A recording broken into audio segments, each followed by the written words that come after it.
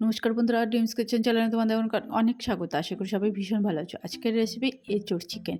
এই দারুণ রেসিপিটি আজ খুব সহজ পদ্ধতিতে বানিয়ে দেখাবো। আর আমার চ্যানেলে যারা নতুন আছেন তাদের চ্যানেলটিকে সাবস্ক্রাইব করে নেওয়ার অনুরোধ রইল। চলুন সোজাসুজি রেসিপিটি এরপর চলে যাওয়া যাক। এখানে আমি এঁচোড় চিকেন বানানোর জন্য এঁচোড় নিয়ে নিয়েছি। এঁচোড়টাকে কেটে একটু সরিষার তেল মাখিয়ে নিয়েছি যাতে আটাটা কেটে যায়। এবার এঁচোড়টাকে সিদ্ধ করে নেব। তার জন্য কড়াইয়ের মধ্যে দিয়ে দিয়েছি জল আর দিয়ে দিলাম লবণ।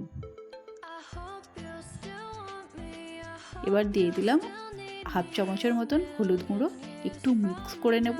এবার কেটে রাখা এঁচোড়গুলো আমি এর মধ্যে দিয়ে দেব।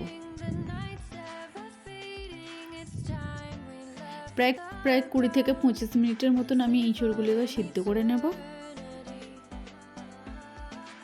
দেখুন এঁচোড়গুলো প্রায় 50% মতন সিদ্ধ হয়ে গেছে। এবার এঁচোড়গুলো নামিয়ে নেব।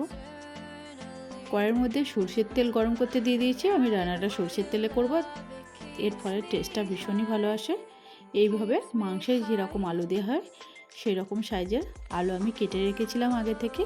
এবার আলুগুলো আগে ভিজে নেব।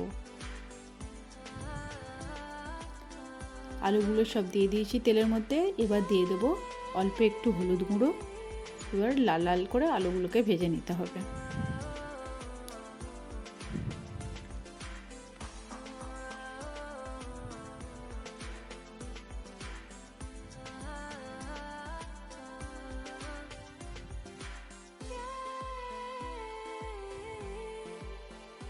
আলুগুলো ভাজা হয়ে গেছে। ওই তেলের মধ্যে এঁচোড়টা যখন সিদ্ধ হয়ে গেছিলো আমি ওটা জল ঝরিয়ে রেখে দিয়েছিলাম। এঁচোড়টা এবার ওই তেলের মধ্যেই ভেজে নেব। এঁচোড়টা খুব বেশি ভাজার প্রয়োজন নেই, অল্প একটু ভাজা হলেই হবে।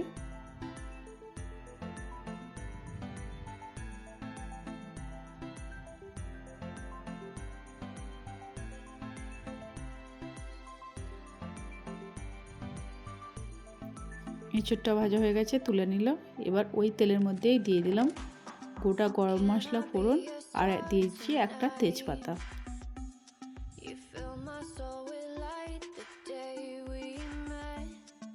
একটু ফ্রাই হয়ে যাওয়ার পর দিয়ে দিলাম পেঁয়াজ কুচি।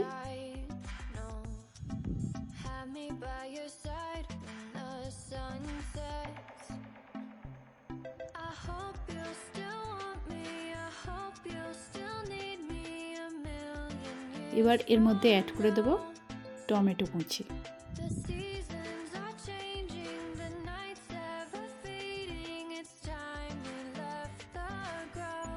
পেঁয়াজ টমেটোকে ভালো করে ভেজে নিতে হবে। পেঁয়াজ টমেটো ভালো করে ভাজা হয়ে গেছে। এর মধ্যে অ্যাড করে দেবো আদা রসুন আর কাঁচা লঙ্কার পেস্ট।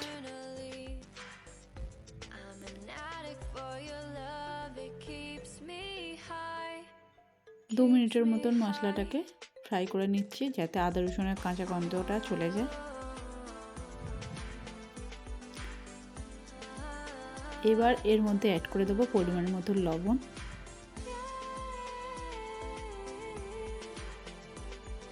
দিয়ে দেবো 1 চামচের মতন হলুদ গুঁড়ো।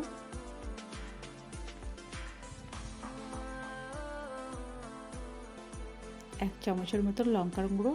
অবশ্যই ঝালটা আপনারা যতটা খেতে চাইবেন সেই অনুযায়ী দেবেন। রঙটা যাতে ভালো আসে এই কারণে দিয়ে দিলাম কাশ্মীরি লঙ্কার গুঁড়ো।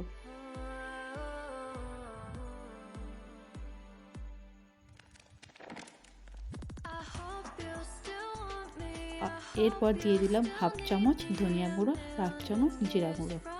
এবার সমস্ত মশলাটা ভালো করে মিক্স করে নিয়ে কষিয়ে নিতে হবে।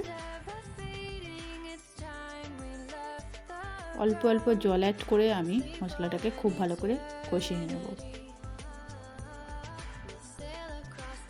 যেহেতু এঁচোড় চিকেন হচ্ছে সেক্ষেত্রে চিকেনটা অবশ্যই মাস্ট, তাই চিকেনটাকে আমি ধুয়ে আগে থেকেই পরিষ্কার করে রেখেছিলাম।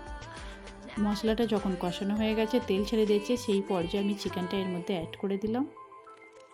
আপনারা চিকেন ভেজেও করতে পারেন, কিন্তু আমার মনে হয় কি চিকেন এইভাবে মশলার মধ্যে কষিয়ে নিলে বেশি টেস্ট হয়।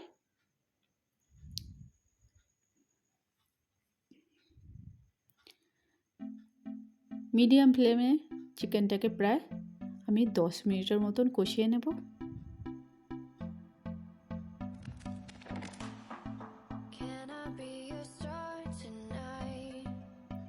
অল্প অল্প করে জল অ্যাড করে চিকেনটাকে প্রায় 10 মিনিটের মতন ভালো করে কষিয়ে নিতে হবে।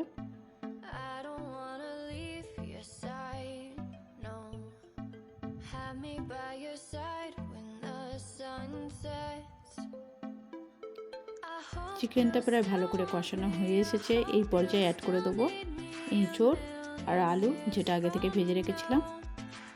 এবার চিকেনের সাথে এঁচোড় আলুটাকেও প্রায় 10 মিনিটের মতন আমি মিডিয়াম ফ্লেমে কষিয়ে নেব এইভাবেই।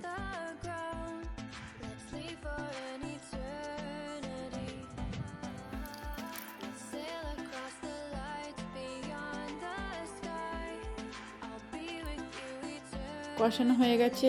এবার এর মধ্যে অ্যাড করে দিলাম গরম জল। যতটা পরিমাণ আপনারা গ্রেভি রাখতে চাইছেন সেই অনুযায়ী জলটা অ্যাড করবেন। যেহেতু আলু, এঁচোড় আর চিকেনটা একটু সিদ্ধ হবে, তাই জলের পরিমাণটা আপনারা বুঝেই দেবেন। আমি 10 মিনিটের জন্য ঢেকে দিয়েছিলাম মিডিয়াম ফ্লেমে। 10 মিনিট পর দেখুন মোটামুটি রেডি হয়ে গেছে। এবার এর মধ্যে অ্যাড করে দিয়েছি গরম মশলা। আমি গ্রেভিটা এইরকমই রাখতে চাইছি, আপনারা চাইলে আর একটু গ্রেভিটা কমও রাখতে পারেন। দেখুন আমাদের এঁচোড় চিকেন হয়ে গেছে, সুন্দর একটা স্মেলও এসেছে।